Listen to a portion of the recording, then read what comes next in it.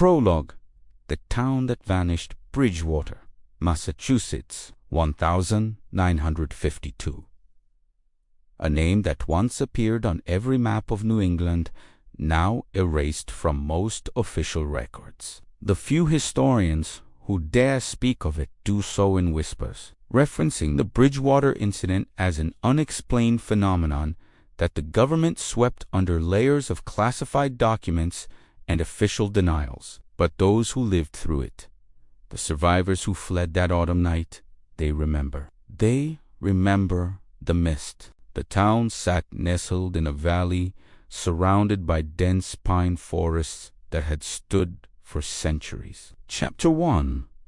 The first sign Sarah Mitchell pressed her forehead against the cold window of Bridgewater General Hospital, watching the October rain streak down the glass. As head nurse on the night shift, she'd grown accustomed to the eerie quiet of 3 a.m. But tonight felt different. The hospital, usually punctuated by the occasional patient's call or the squeak of a medicine cart, stood silent as a tomb. "Sarah?" Dr. Robert Chun's voice startled her. The young physician looked exhausted, his tie loosened, dark circles under his eyes. "Patient in room 147 is asking for you again." "Thomas Whitmore." Sarah nodded, grabbing the chart from the nurse's station. "Thomas Whitmore, 67, retired fisherman, admitted 3 days ago with severe pneumonia, but his condition had taken a bizarre turn. The antibiotics weren't working, and his ravings about the mist and things in the fog had initially been dismissed as fever-induced delirium. Room 147 was at the end of the West Wing, where the oldest patients were housed. As Sarah walked down the dimly lit corridor, she noticed the temperature dropping with each step.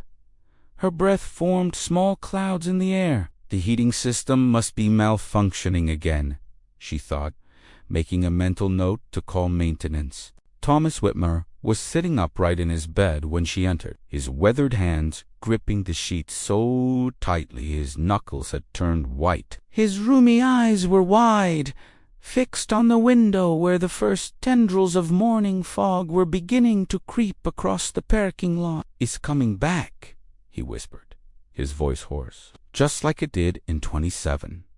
Sarah approached the bed gently, checking his vitals. His temperature was 104, but his pulse was racing at an alarming rate.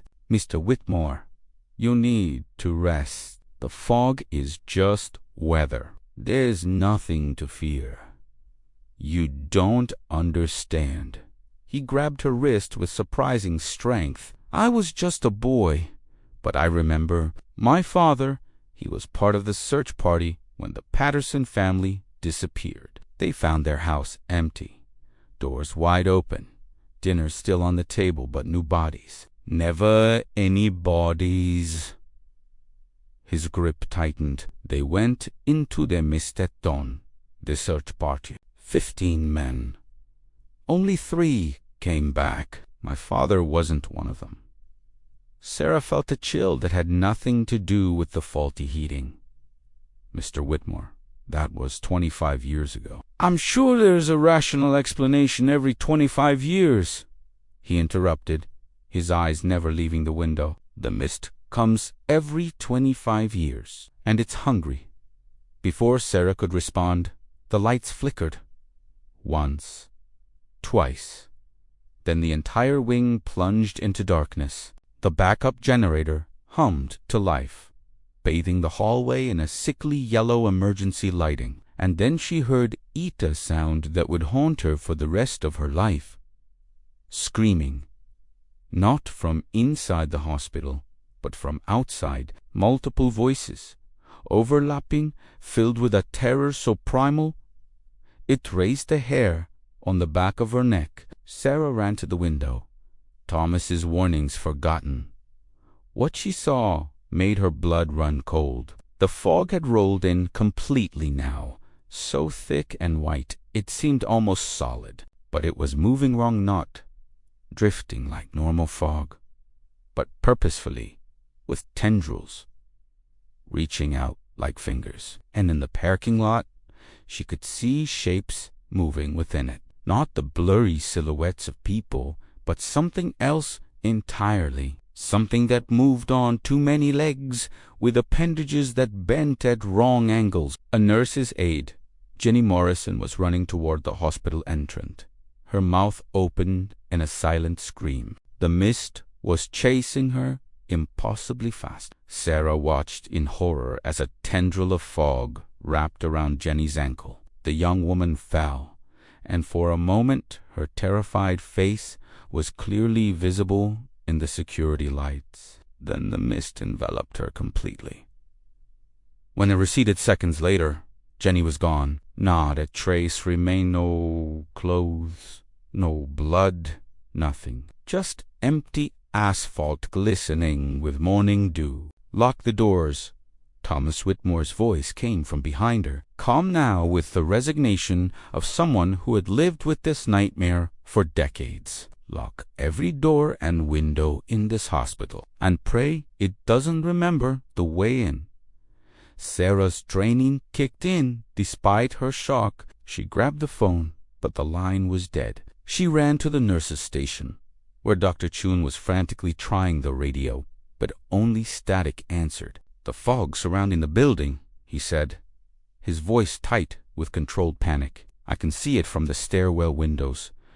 "Sarah, what the hell's going on?" Before she could answer, they heard glass shattering from the ground floor. Then another scream, this one cut short with horrifying abruptness. The overhead speakers crackled to life, and Administrator Morrison's voice, usually so confident and commanding, now trembled with barely suppressed terror. "All personnel, this is not a drill. Implement lockdown procedures immediately. Do not, I repeat, do not go outside for any reason.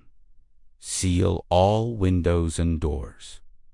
We have reports of an unidentified hazard in the fog, multiple casualties. Emergency services are not responding. Stay calm." And the announcement ended in a burst of static and what might have been a scream. Dr. Chun and Sarah looked at each other, the same question in both their eyes.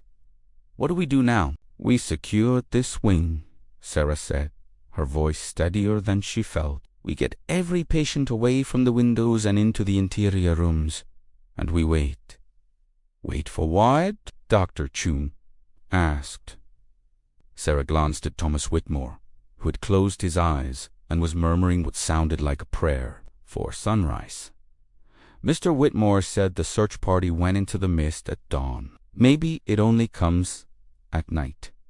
And if you're wrong, Sarah didn't answer. She was already moving, waking patients, directing the night staff, trying to maintain order while her mind screamed at her to run, to hide, to do anything but face whatever was in that mist. Outside, the fog pressed against the windows like a living thing, searching, probing, hungry after 25 years of sleep. And deep in its heart, things that should not exist stirred and remembered the taste of human flesh. The Bridgewater Incident had begun. Chapter 2.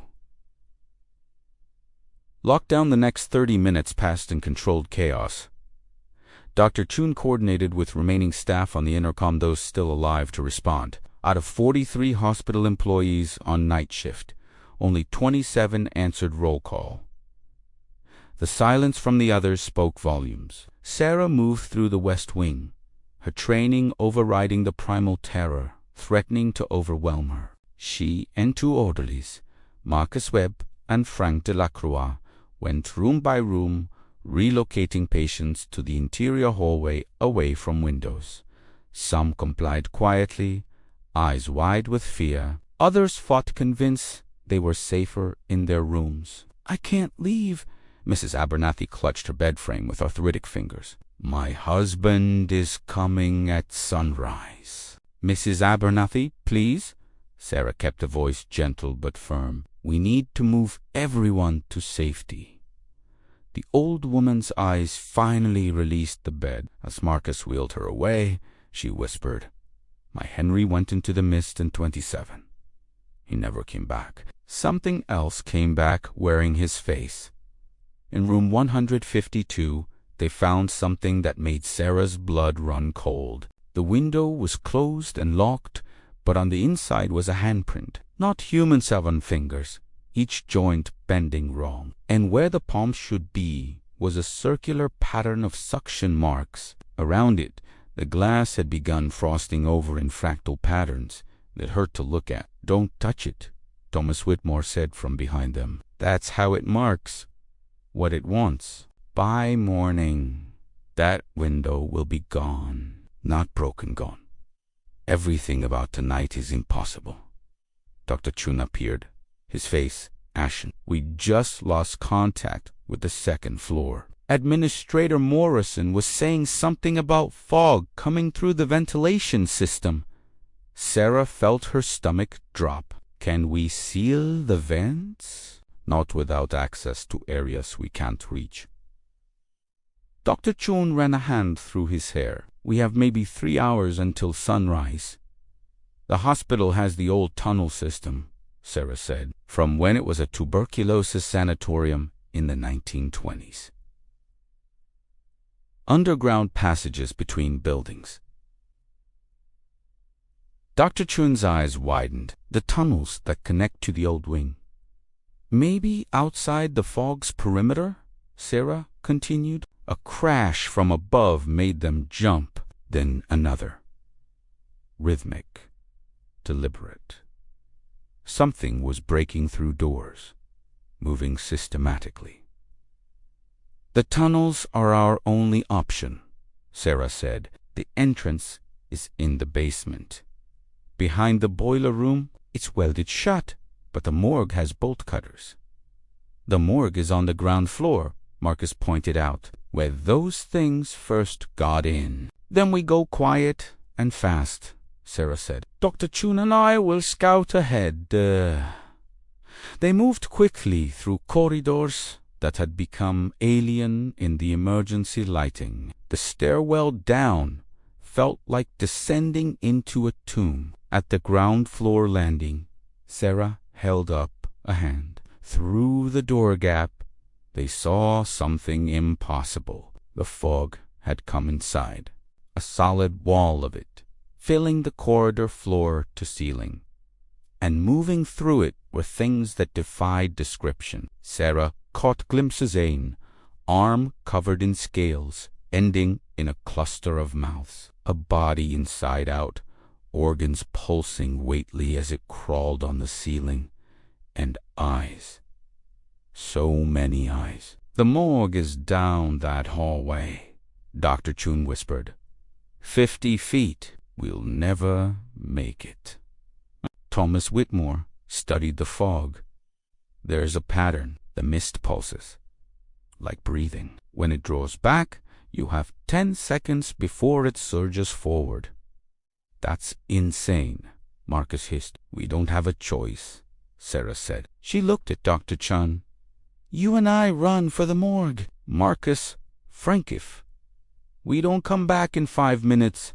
Find another way." Sarah pushed open the door. The cold hit like a physical blow. She could feel the Mista presence, ancient and malevolent, wherever in a way nothing natural should be. Dr. Chun gripped her hand. Together they watched the fog, there a subtle drawing back. The wall pulled away, revealing clear floor. "Now, Thomas, hischt." They run. Sarah's shoes slapped against linoleum. Behind her, the fog surged forward with a sound like 1,000 voices whispering her name, promising beautiful and terrible things if she would just stop, just turn around.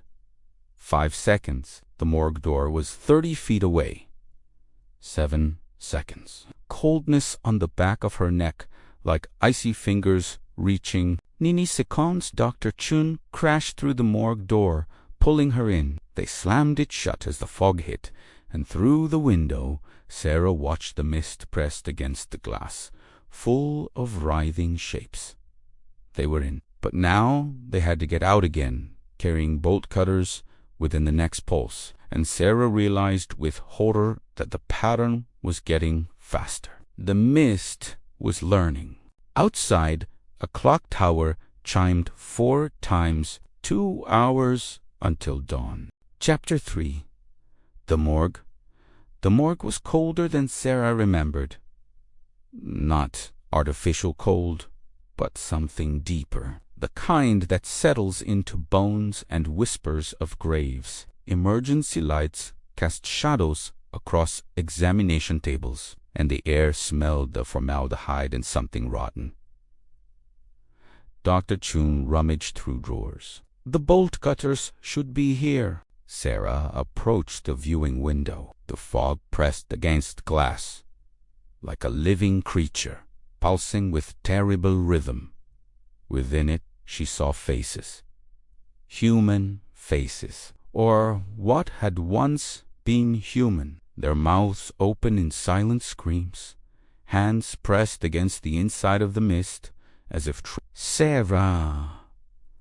Dr. Chun's voice was tight. Someone took the bolt cutters. Recently, a wet, dragging noise came from the cold storage area. The heavy door swung open. What emerged made Sarah's mind rebel. It had been human once the hospital badge still clipped to its chest. But the fog had changed it. Extra limbs sprouted from impossible angles, fingers elongated into spider-like appendages, the face stretched and distorted, mouth opening far too wide. Jenkins? Dr. Chun breathed. That's Dr. Jenkins. The thing tilted its head unnaturally, eyes completely white. When it spoke, the voice was layered. The mist remembers you, Sarah Mitchell. It tasted your grandfather in 1902. It tasted your father in 1927. Now it wants to taste you. 3 generations of Mitchell blood. Sarah's blood turned to ice. Her father had disappeared when she was 5, hunting trip near Hakomak Swamp. They never found his body. The mist knows everything that enters it. The Jenkins creature smiled horribly. Every memory, every fear. It has been here since before the native tribes. Every 25 years, it wakes and feeds. It moved across the ceiling with horrifying speed, dropping down to block their escape. Its mouth opened wider and wider. Sarah grabbed a surgical tray and swung it with all her strength. Metal connected with the creature's head with a wet crunch. It shrieked and stumbled backward. The bones saw. Sarah shouted. Dr. Chun swung the surgical saw, catching the creature across its chest. Black ichor sprayed, steaming on cold metal. The creature convulsed, limbs flailing wildly. Instead of dying, it began to laugh. You can't kill what the mist has claimed. Then its body dissolved, melting back into mist. Its final words hung in the air. It's coming through the vents. There's nowhere left to run. If someone took the bolt cutters recently, Sarah said, they might have been planning the same thing, the tunnels. Dr. Chun searched quickly and emerged from the autopsy room with rusted bolt cutters. They're ancient, but they'll work. A scream from upstairs cut her off. Then another. A chorus of terror. The fog had found the patients. Marcus and Frank. Sarah's voice broke. All those people are dead if we don't get these tunnels open, Dr. Chun said harshly. Our only chance is to get underground and hope we can bring help. They moved to the morgue door. Through the window, they saw bodies on the floor. Fragments, pieces rearranged in configurations that defied anatomy. Standing among the carnage was something tall and impossibly thin, with a head that branched like antlers. Don't look directly at it, Dr. Chun whispered. They waited for the pulse, watched the fog draw back. Now they burst out and ran toward the basement stairs. The tall thing turned, made a sound between a foghorn and a human scream, and gave chase. The basement door was ahead. Dr. Chun grabbed the handle lock. No, no, no. He fumbled for keys. The creature was right there. Reaching, the door flew open. Thomas Whitmore stood in his wheelchair, Marcus behind him. "Get in." They dove through. Marcus slammed the door as the creature hit it, the impact bending metal inward. Again and again it struck. "The boiler room," Thomas pointed. "Move." They raced down as behind them the door gave way. The creature oozed through, reforming. The boiler room was a cavern of pipes and shadows. At the back wall, hidden behind stored supplies, was a rusted door. Condemned. Do not enter. -1927. The year of the last fog. The year Sarah's father disappeared. Dr. Chun raised the bolt cutters. Behind them, wet footsteps echoed closer. The first lock broke. Then the second. The door swung open, revealing complete darkness. From that darkness came a smell old earth, but underneath something like safety, like sanctuary. Everyone in "Marcus!" shouted. They piled through Thomas in his wheelchair, Marcus pushing, Dr. Chun pulling Sarah. The creature rounded the corner. Sarah was lost. As she crossed the threshold, she felt temperature change, felt something ancient and protective settle around her. She grabbed the door and swung it shut just as the creature lunged. The door slammed. Locked. On the other side, the creature screamed rage and frustration fading to silence. They were in the tunnels, underground, in darkness, so thick Sarah couldn't see her hand. Dr. Chun's lighter flickered to life, casting shadows on brick walls far older than the hospital. The tunnel stretched ahead into blackness. On the walls, Sarah saw marking symbols that predated any written language. The Wampanoag called this place Hakumak. Tama said softly, "The place where spirits dwell. The fog can't come here. Sacred ground protected." "Protected by what?" Marcus asked. Thomas smiled grimly. "By things older than the mist, things that don't like intruders. We need to move fast and quiet, and whatever we see down here, we don't disturb it."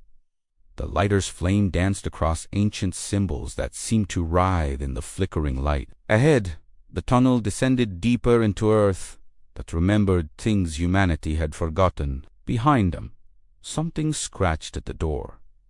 Testing, searching, waiting. 1 hour and 45 minutes until dawn. Chapter 4.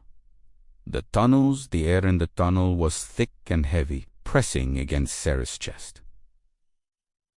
Dr. Chun's lighter provided only a small circle of illumination. The walls were old brick, crumbling, covered in symbols that seemed to shift when she wasn't looking directly at them. "Stay close," Thomas warned. Marcus pushed his wheelchair slowly. These tunnels were built on something older. The hospital foundations disturbed things that should have been left alone.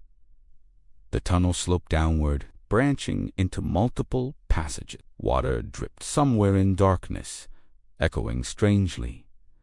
Dr. Chun examined crude arrows scratched into the walls. "Someone's been down here recently," he said. They followed the arrows deeper. The symbols on the walls changed, becoming more elaborate. Sarah recognized some from her grandfather's journal filled with desperate notes about fog and sacrifice and things that came every 25 years. Footsteps echoed ahead. "Human! Footsteps! Hello!" Sarah called out. Don't come closer, please." They found Administrator Morrison around the corner, sitting against the wall, bolt cutters beside him, hands pressed against his stomach where something dark had soaked through. "Look at his shadow," Thomas whispered. In the flickering light, Morrison's shadow didn't match his body. It was too tall, too angular, with extra appendages moving independently. Morrison's eyes filled with tears. "The mist got inside me. There's something you need to know about why it comes."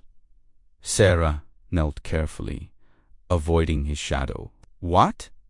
"In 1902, the old mill owners made a deal with the mist. 17 lives every 25 years for prosperity. Your grandfather tried to stop the 1927 sacrifice. The mist took him instead. Your father discovered the truth in 1952. It took him too." Sarah's hands shook. "My family was murdered." As Tribia Morrison cried, "The Mitchell bloodline has power here. Old blood that can bind or break the pact. That's why it wants you. 3 generations, a trinity, to seal the deal forever, to turn Bridgewater into a permanent feeding ground." "How do we stop it?" Dr. Chun asked. Morrison smiled wrong. His shadow smiled wider. "You can't stop it, but you can starve it. The pact needs willing sacrifice. Every victim has to choose to enter the mist. And there's one more sacrifice needed. The 70. It's you, Sarah. Survive until dawn. The pact breaks. Die in the mist. It's sealed forever." His body convulsed. The shadow detached, rising like smoke, taking shape. Morrison slumped lifeless. The shadow thing turned toward them with eyes like stars. "Run," Thomas said. They ran through the maze of tunnels. The shadow thing pursued, moving through walls, appearing everywhere. Its whispers echoed. "Mitchell blood. Micho. Joes. Tus. Tu.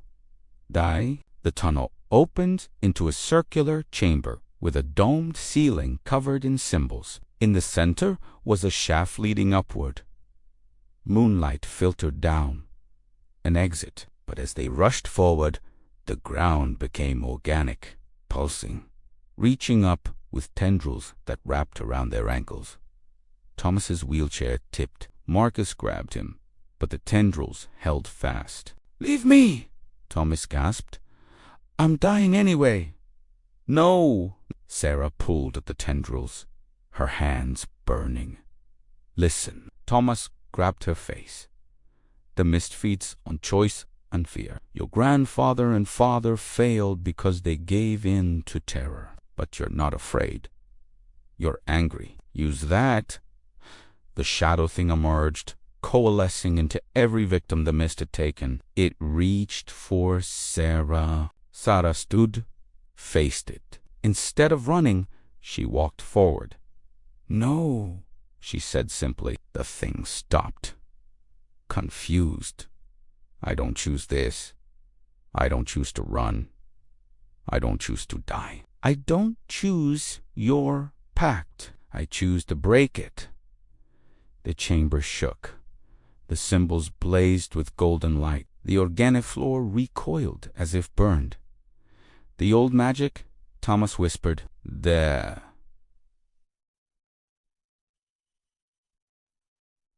"The protection." "This is Hokomak," Sarah said, her voice stronger. "The place where spirits dwell. I, Sarah Mitchell, blood of this land, invoke their protection.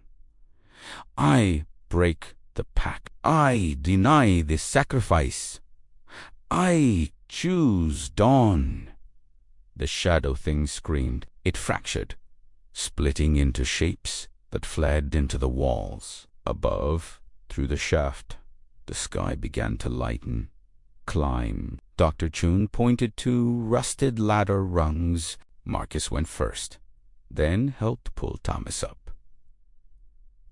Dr. Chun pushed from below while Sarah climbed last, muscles trembling, hands bleeding. They emerged in the old cemetery at the edge of town.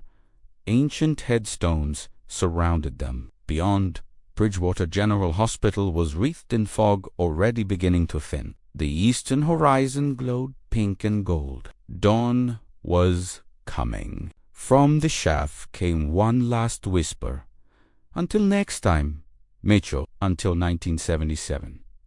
But Sarah was watching the sun rise over Bridgewater, burning away the mist, revealing a town forever changed, but still standing. 16 had died, but one had chosen differently. For now, Chapter 5, Dawn and Aftermath.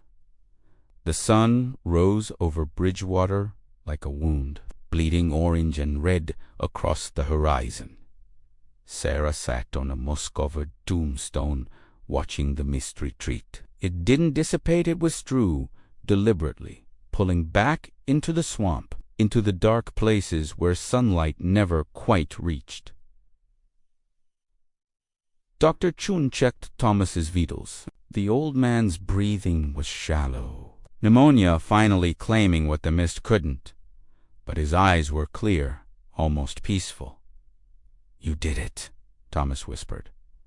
"Broke the cycle. Your grandfather would be proud. For how long?" Sarah asked bitterly. It said 1977. 25 more years. 25 years. For people to forget. For new victims to be chosen. Thomas coughed, black phlegm staining his lips. "But you know the truth now. You can prepare. You can fight." They made their way down the hillside. The town looked normal at first. Cars parked, houses intact, streetlights burning, but there was an absence. No people. No movement. New life. Bridgewater General Hospital stood silent. Inside, the corridors were empty.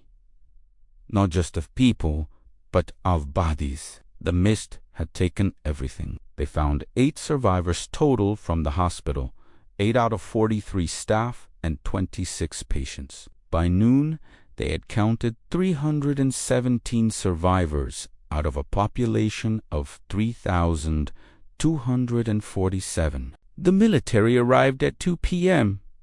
Black trucks and men in hazmat suits cordoned off the town. An officer interviewed Sarah for 3 hours. "You're telling me that a fog killed nearly 3,000 people?" "I'm telling you what I saw," Sarah replied steadily. "In 25 years, it will happen again, and you need to be ready." His expression suggested he thought she was insane, but he wrote everything down, filed it in a report that would be classified, buried, forgotten. By week's end, the official story was established. A chemical leak from the old mill caused mass hallucinations. The deaths were attributed to panic, accidents, chaos. The government offered compensation, relocated survivors, and quietly purchased all land around Hokamak Swamp. Bridgewater was erased from most maps. Survivors scattered, bound by NDAs and trauma and the knowledge that no one would believe them. Sarah stayed. She rented an apartment at the edge of what was now Federal Wildlife Preserve 17B. She researched every incident, every disappearance, every strange fog event in New England. She found patterns, cycles of 25 years stretching back centuries. Always the same families. Always the same sacrifice. She found her grandfather's journal in a sealed archive. His final entry, dated October 18th, 1927. The mill owner's descendants have renewed the pact. 17 lives for 25 years of prosperity. I tried to stop them. If anyone reads this, tell them to stay away from Bridgewater. Tell them the price is too high. Tell them the entry ended there. Ink smeared, blood stained. Records from 1877, 1852, 1827, Pacto 1777.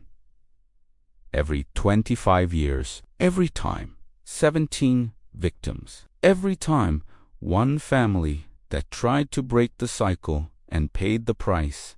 But this time was different. This time, Sarah had survived. On October 19th, 1953, exactly 1 year later, Sarah returned to the cemetery. She placed flowers on Thomas's grave, on her grandfather's, on the mass memorial. She sat on the same tombstone where she'd watched the sunrise a year ago. In her lap was a new leather journal. On the first page, the Mitchell Chronicle, a record of the missed 25 years. She said aloud, "I have 25 years to learn everything, to prepare, to find a way to end this permanently." A breeze rustled through the cemetery, carrying the faint smell of decay and old water. From the direction of Hockomock Swamp, something that might have been laughter echoed through the trees. Sarah didn't flinch. She opened her journal and began to write. Year 1. What I know about the mist. ... Double quotes. Epilogue. 1977, Sarah Mitchell stood at the edge of Hockomock Swamp, now 65. Her hair white, but eyes still sharp. Around her stood a circle of people, descendants of survivors, researchers who believed her, officials who had seen the classified files. It was October 18th, 1977. The 25th anniversary approached. "Everyone knows their positions?" Sarah asked. They carried salt, iron, symbols copied from the ancient tunnel walls. They had prepared for 25 years. As the sun set, the first tendrils of mist began to rise. But this Chimi Sarah Mitchell was ready. This time, she would not just survive. This time, she would fight. The fog rolled toward them, ancient and hungry, expecting easy prey. Instead, it found a circle of light, of power, of human will forged in loss, and tempered by 25 years of preparation. The battle for Bridgewater's soul was about to begin, and somewhere in the mist, something that had fed for centuries felt, for the first time in its long existence, the cold touch of fear. T-A-G-I-N-D. Author S. Note. The Bridgewater Triangle is a real area in Massachusetts known for paranormal activity and unexplained disappearances. While this story is fiction, the location's reputation for strangeness is very real. Hockomock Swamp exists and is still called the place where spirits dwell by the Wampanoag people.